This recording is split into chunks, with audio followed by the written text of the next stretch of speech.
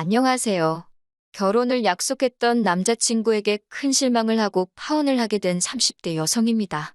이런 남자 때문에 버린 제 지난 시간을 생각하면 속이 상하다 못해 쓰려서 입에서 단내가 날 지경이에요. 남자친구라고 부르고 싶지도 않지만 마땅한 호칭이 떠오르지 않아 일단은 편의상 남자친구라고 할게요. 남자친구와는 소개팅으로 만났어요. 내키지 않는 소개팅이었지만 주선자가 너무 괜찮은 사람이라며 자기 입장 한 번만 생각해서 나가달라고 하더라고요. 사실 주선자는 저와 그렇게 가까운 사이는 아니었는데 남자친구가 주선자의 핸드폰에서 제 사진을 보더니 꼭 소개를 해달라고 하더랍니다. 자기 이상형에 가깝다면서요. 그리고 남자친구는 주선자의 선배였기 때문에 거절할 수가 없었다고 하대요. 운동하는 쪽이라서 선후배 관계가 좀 더 어렵다고 저한테 한 번만 부탁한다고 매달리는데 좋은 일하는 셈 치고 알겠다고 했어요. 소개팅을 한다고 해서 꼭 사귀어야 하는 건 아니잖아요. 그렇게 만나게 된 남자친구는 키도 크고 체격도 좋고 솔직히 제가 여자치고도 작고 왜소한 편이라서 뭐랄까 저하고 반대인 이성에게 끌리거든요. 그래서 처음 남자친구에 대한 인상이 나쁘지 않았어요. 남자친구야 뭐 이미 저한테 호감을 갖고 나온 자리라서 그런지 제 기분을 맞춰주려고 노력하는 게 눈에 보였고요. 이후로도 남자친구가 워낙 적극적으로 다가왔고 그래서 소개받은 지 2달이 채 되지 않아 연인 사이가 되었습니다. 여담이지만 제 덕에 자기가 기가 산다며 주선자가 너무 고맙다고 밥을 다 사주더라고요. 그렇게 남자친구와 연애를 시작했는데 생각지도 못한 남자친구의 면을 보게 되었으니 그건 바로 남자친구의 주사였습니다. 저도 대학교 다니고 사회생활하면서 주변인들로부터 여러 가지 다양한 주사를 많이 봐왔지만 남자친구의 주사는 제가 여지껏 본 것과는 좀 다르더라고요. 그건 바로 깨물고 꼬집기였어요. 그 큰 덩치를 한 남자가 술만 취하면 바로 옆에 누가 있건 간에 깨물고 꼬집고 그러더라고요. 특히 팔이나 손가락이나 심할 때는 허벅지를요. 그것도 가볍게 물었다 놓는 게 아니라 정말 입자국이 남을 정도로 멍이 들 정도로 깨뭅니다. 아무리 사랑하는 사이라도 그런 주사를 누가 좋다고 하겠어요? 더군다나 저 같은 경우 취해도 주사라고 해봤자 어디 구석에 가서 잠이나 자는 게 전부였지 절대로 남에게는 끼치지 않거든요. 아무튼 그래서 남자친구와는 연애 초반에 몇 번 술을 마시긴 했지만 이후로는 아예 술자리를 피했습니다. 고치라고 몇 번이나 말했지만 노력해도 안 된다고 하고 그리고 솔직히 술 취한 사람이 노력을 어떻게 하겠어요? 그냥 같이 술 안 먹고 술자리에도 못 가게 하고 그런 식이었지요. 그러다 작년 어버이날이었어요. 저는 본가에서 살고 있었지만 남자친구는 서울에서 자취를 하고 있었거든요. 서울에 있는 대학에 합격한 데다가 학과 특성상 학교에 오래 붙어 있어야 하던 탓에 자취를 시작했다고요. 그리고 그렇게 독립해서 살던 사람이 대학교 졸업을 했다고 다시 본가로 들어가는 게 쉬울 리가 없었지요. 어차피 직장도 서울에서 잡아야겠다 싶어서 그렇게 서울에 자리를 잡게 되었답니다. 참고로 지금은 생뚱맞게 인테리어 회사에서 일을 하고 있어요. 한편 보통은 어머님께서 남자친구 집에 종종 오셔가지고 반찬도 두고 가시고 청소도 하고 가시고 그러더군요. 지나가는 말처럼 남자친구가 저더러 어머님 오시는 날 맞춰서 자기 집에 오라고 그래서 얼굴도 투구하면 좋겠지 않냐고 하는데 몇 번을 거절했네요. 솔직히 결혼 이야기가 나오기 전까지는 남자친구 집에 가고 싶지 않았거든요. 친구 이야기라 제가 이렇게 말하긴 뭐한데 제 친구 중 하나는 자기가 무슨 우렁각시라도 된다고 생각을 하는 건지 남자친구가 출근하고 없는 집에 가서 쓸고 닦고 아주 그냥 정성도 그런 정성이 없더라고요. 아니, 말이 좋아 정성이지. 고생도 사서 한다 싶었지요. 뭐, 제가 나설 자리는 아니라서 적당히 하라고 한마디 하고 말았지만요. 그러다 작년 봄 처음 결혼 이야기가 나왔습니다. 그리고는 얼마 지나지 않아 어버이날이 다가오니 남자친구가 이번엔 같이 인사드리러 가자고 하더라고요. 프로포즈까지 승낙한 마당에 안 간다고 하는 것도 좀 말이 안 되는 것 같아서 그래서 내려갔어요. 서울에서 차로 2시간쯤 거리더라고요. 제가 원래 참을미가 심하기도 하고 긴장도 돼서 그런지 가는 내내 속이 좋질 않았습니다. 그렇게 도착한 남자친구의 집은 평범한 가정집이었어요. 남자친구가 이제 보니 아버님을 꼭 빼다 닮았구나 싶을 만큼 아버님도 체격이 좋으시더라고요. 어머님은 아들이라면 껌뻑 넘어가는 분이셨고요. 남자친구 집 근처 맛집에서 회를 사서 갔는데 아버님이 이 좋은 날 술이 빠질 수 있겠냐며 어디선가 소주 몇 병을 가지고 나오셨습니다. 저는 속이 좋질 않아서 술은 마시고 싶지 않았는데 어른이 주시는 잔이라 거절하기가 어려웠네요. 반면에 남자친구는 자기 부모님이라 그런지 거침없이 들이키더라고요. 그러더니 그 주사가 어디 가나요? 옆에 앉아있는 저를 깨물고 꼬집고 난리가 났습니다. 그런데 어머님도 아버님도 말리기는커녕 괴로워하는 제 반응을 재밌어 하시더라고요. 어이가 없어서 저도 술도 꽤나 취했겠다. 에라 모르겠다. 너도 당해보라는 생각으로 남자친구가 저에게 한 것처럼 남자친구 팔을 꽉 깨물었습니다. 그랬더니 남자친구가 악소리를 질렀고 그제서야 어머님께서 저더러 그래도 그렇지. 그렇게 사람을 세게 깨물면 어떡하냐고 신경질적으로 한마디 하시더라고요. 제 팔이 무슨 개뼈다귀 마냥 남자친구한테 물리고 있을 때는 귀엽다 웃기다 하시던 분이 너무 짜증이 나서 이번엔 식탁 밑으로 남자친구 발을 꾹 밟았어요. 그러자 남자친구도 취기가 올라서 그런지 그걸 참지를 않고는 저한테 야하고 소리를 지르더라고요. 그래서 왜 하고 저도 받아쳤습니다.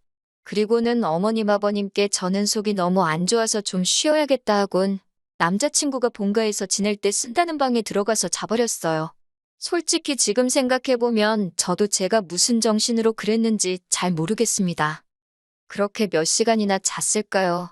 남자친구가 이제 집에 가자며 저를 깨우더라고요. 근데 남자친구가 아직 술이 다 깬 것 같지가 않았어요. 저도 마찬가지였고요.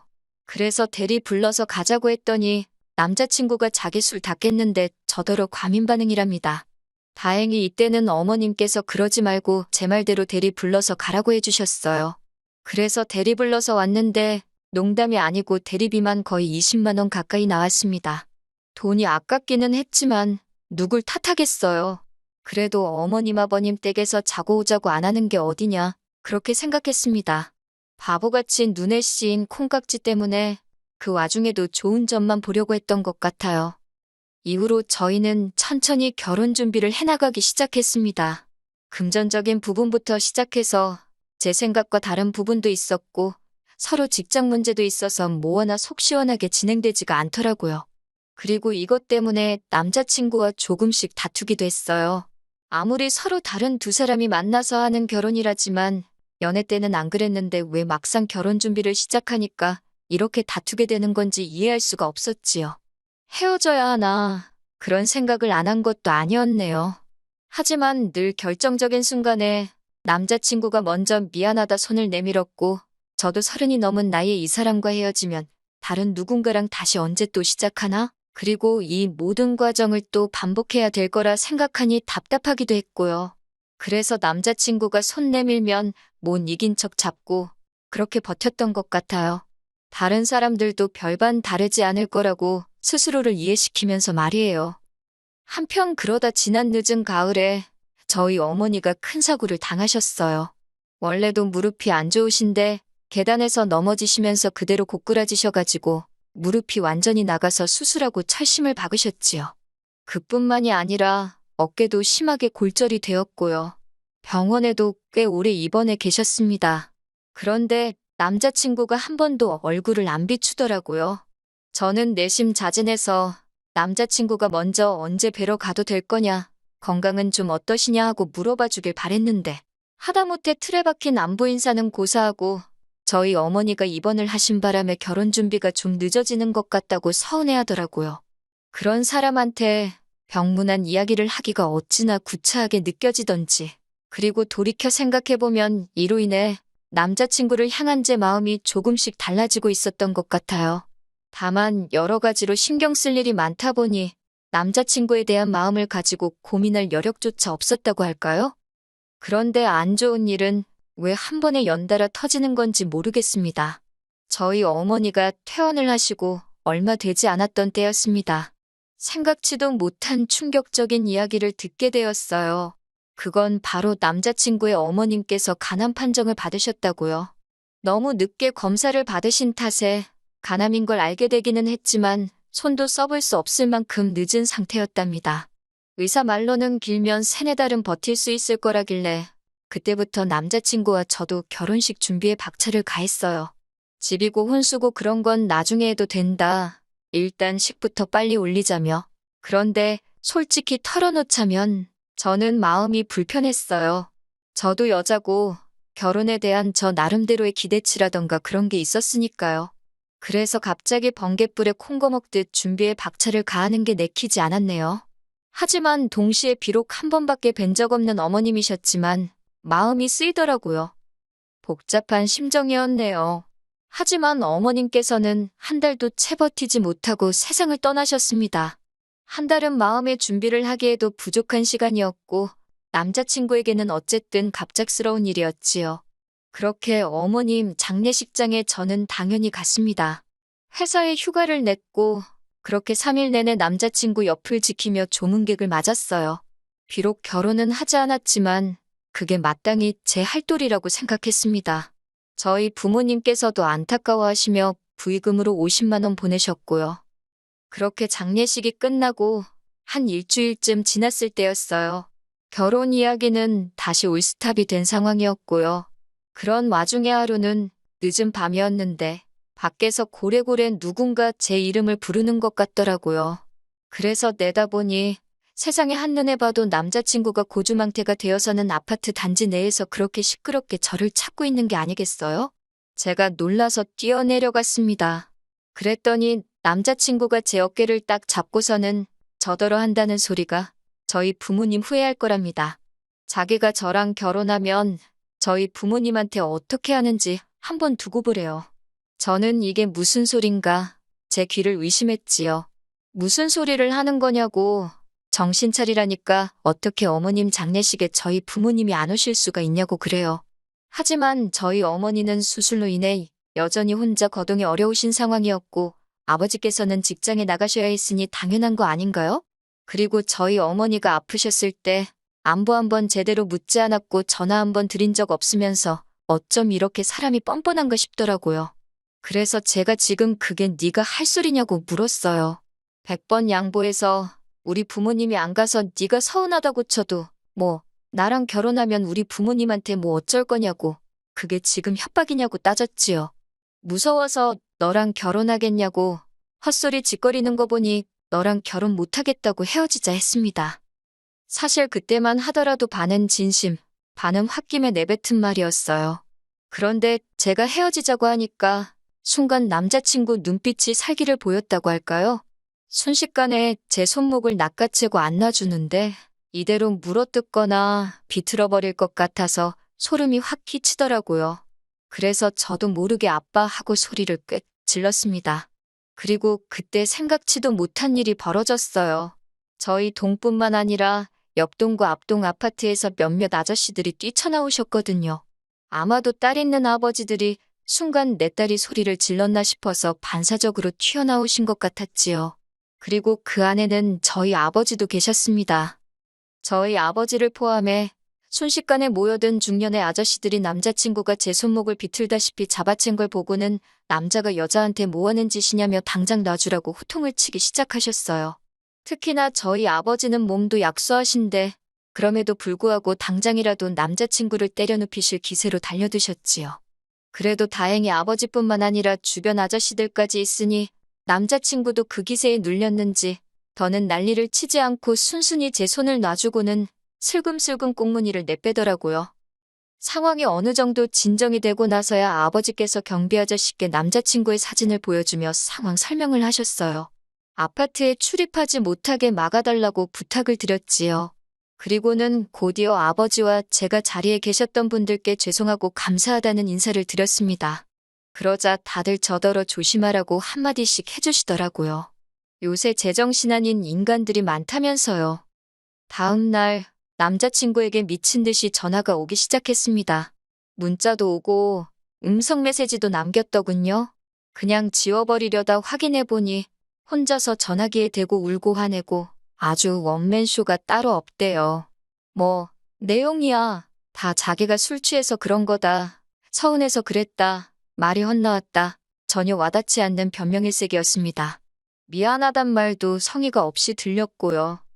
처음엔 그냥 무시할까 하다가 그러다 또 아파트로 찾아오고 할까 싶어서 결국 만나서 깔끔하게 정리를 하는 쪽으로 마음을 정했어요. 약간의 불안한 마음에 약속 장소는 경찰서 근처 카페로 정했지요.